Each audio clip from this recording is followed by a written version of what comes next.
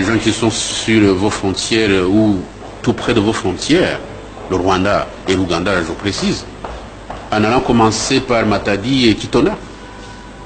Est-ce que les Interahamwe sont allés jusqu'à Matadi?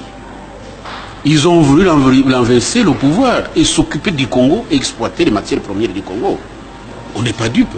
Il y a des bandits sur le plan international qui soutiennent Kagame pour que le Congo soit exploité dans tout son cœur et dans tout son corps.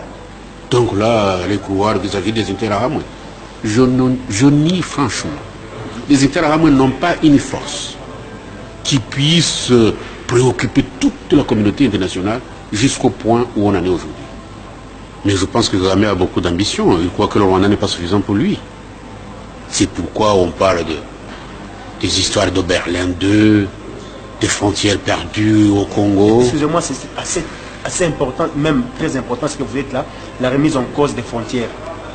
Qu'est-ce que vous pouvez dire aujourd'hui par rapport à ceux qui avancent ça comme argument pour dire que... J'allais justement y arriver. Oui, je vous en prie. Je pense qu'on ne peut pas avoir une telle gourmandise et nous devons nous contenter de notre petit territoire, le Rwanda.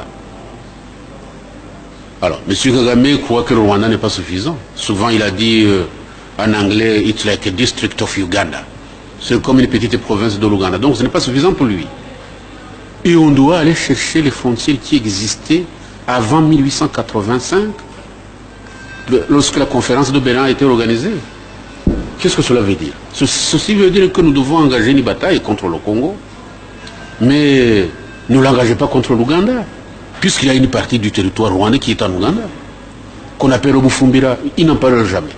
Alors, ce qu'ils veulent, c'est écraser les Congolais, écraser le pouvoir congolais, exploiter le Congo, tant que le Congo, d'après ce qu'ils disent, reste inorganisé, donc nous pouvons l'organiser.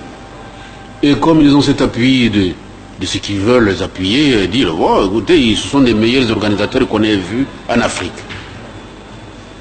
Je vous dis franchement qu'en ma qualité de Rwandais, engagé politiquement, je ne peux pas soutenir une telle politique. Je prêche la coexistence pacifique des régions avec une intégration régionale.